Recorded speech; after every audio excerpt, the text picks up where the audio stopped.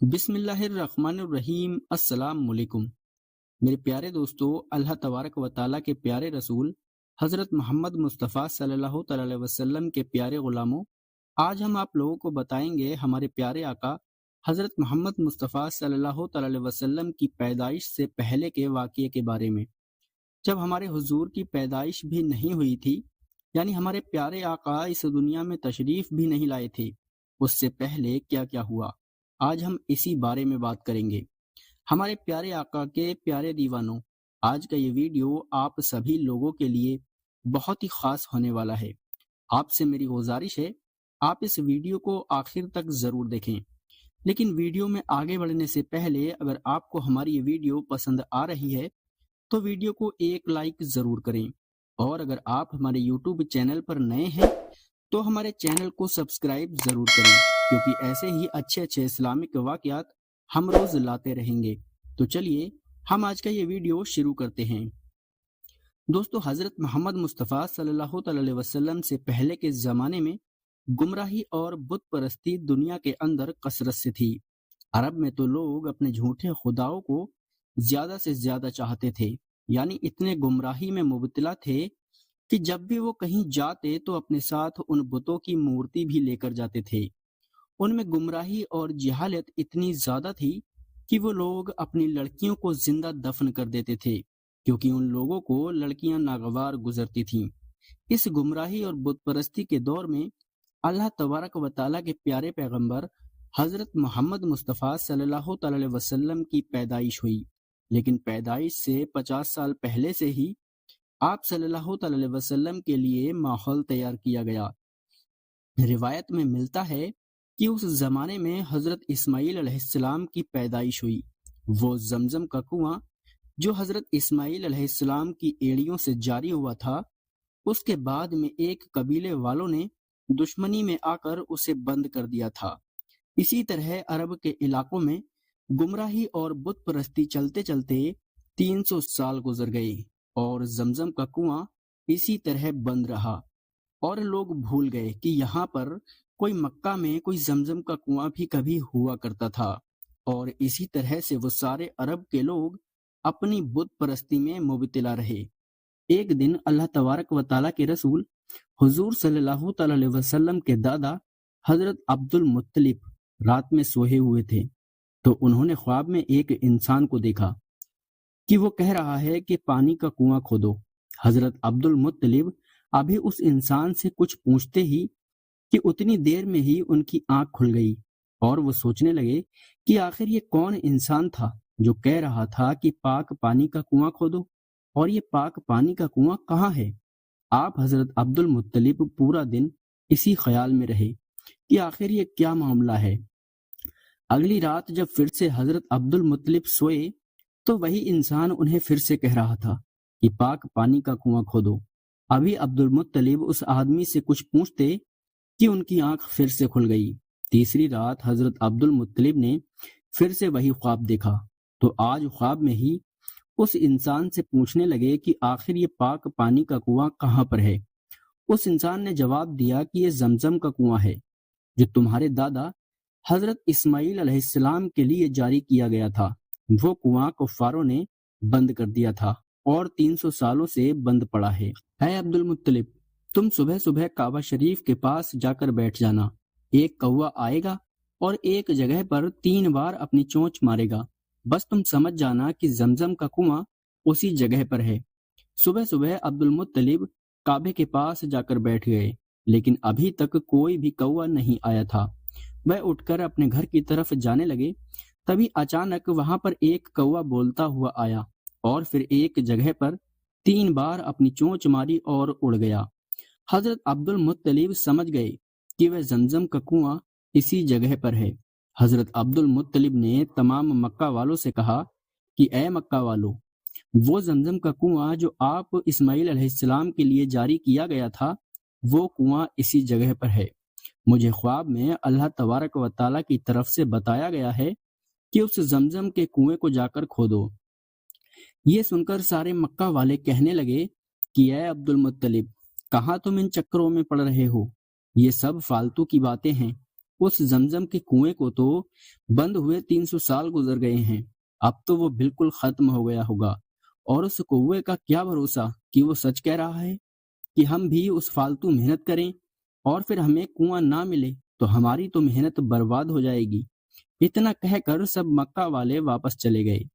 حضرت عبد المطلب نے کہا کہ اے لوگو، میں تو یہ کنواں ضرور کھودوں گا، مجھے اللہ تبارک و تعالی اور اس کی ذات پر پورا بھروسہ ہے۔ حضرت عبد المطلب کا اس وقت صرف ایک ہی لڑکا تھا، ان کا نام حریث تھا۔ اسی کو ساتھ لے کر حضرت عبد المطلب وہاں کنواں کھودنے لگے۔ یہ دونوں باپ بیٹے چھینی ہتھوڑی سے ان پتھروں کو دن رات توڑتے تھے، روزانہ صبح کو آتے اور پتھروں کو توڑنا شروع کر دیتے۔ اسی طرح کئی مہینے گزر گئے، لیکن زمزم کا کنواں کہیں نہیں ملا۔ اب تو مکے کے لوگوں نے مذاق اڑانا بھی شروع کر دیا تھا۔ ایک دن دوپہر کی کڑی دھوپ میں پتھروں کو توڑتے ہوئے حضرت عبد المطلب بہت زیادہ پریشان ہوئے، تو اللہ تبارک و تعالیٰ کے سامنے ہاتھ پھیلا کر کہنے لگے، اے اللہ تبارک و تعالیٰ، اگر آج مجھے زمزم کا کنواں مل گیا تو اگر تو نے زندگی میں مجھے 10 لڑکے عطا کیے تو اس میں سے ایک لڑکا تیری راہ میں قربان کر دوں گا۔ یہ دعا مانگنے کے بعد حضرت عبد المطلب نے جیسے ہی چھینی ہتھوڑی سے اگلے پتھر پر وار کیا تو ایک دم سے پانی کا ایک فوارہ اوپر کو اٹھا، اور پھر دیکھتے ہی دیکھتے نیچے سے پانی نکلنے لگا۔ پانی نکلتا دیکھ سارے مکہ والے جمع ہو گئے اور بہت خوش ہوئے، کیونکہ مکہ میں پانی آسانی سے نہیں ملتا تھا۔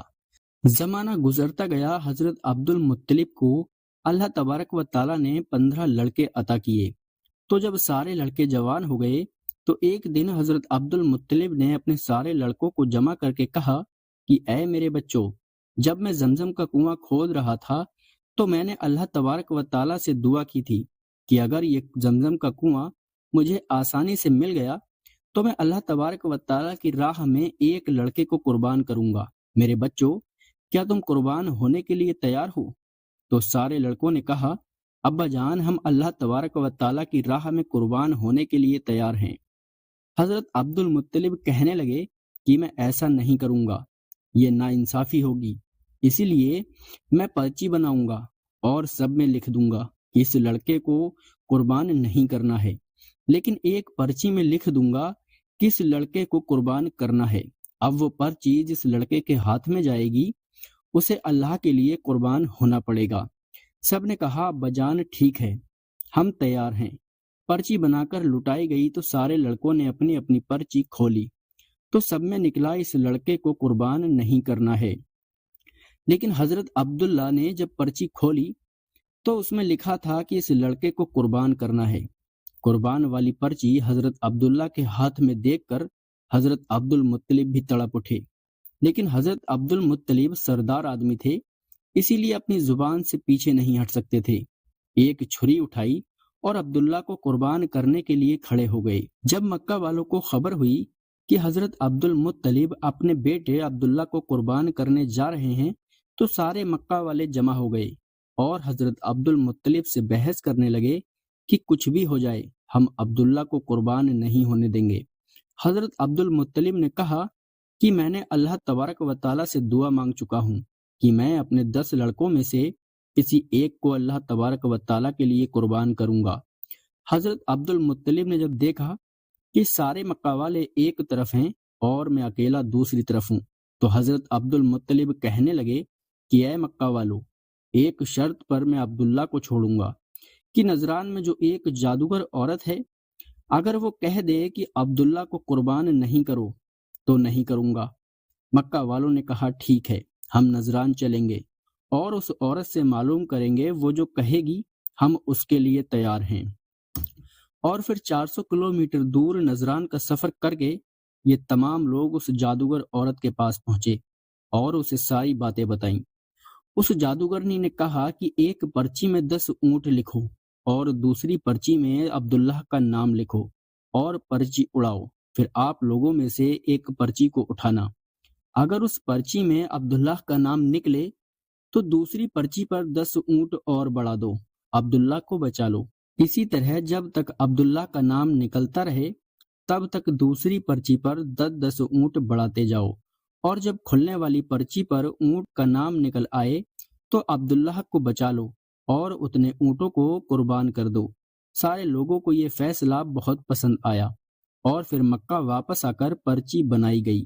حضرت عبد المطلب نے اپنے 100 اونٹ صفا پہاڑ کے پاس لا کر کھڑے کر دیے، اور دوسری طرف حضور صلی اللہ تعالی علیہ وسلم کے والد حضرت عبداللہ کھڑے ہو گئے۔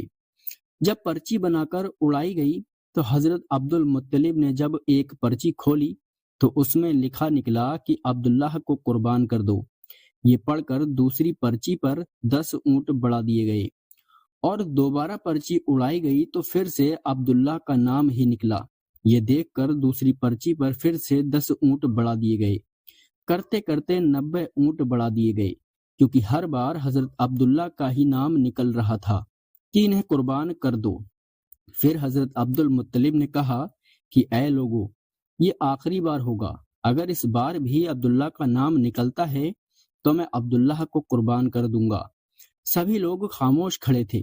حضرت عبد المطلب بھی بہت پریشان تھے کہ شاید اب اللہ تبارک و تعالیٰ کی یہی مرضی ہے کہ عبداللہ کو ذبح کر دینا ہے۔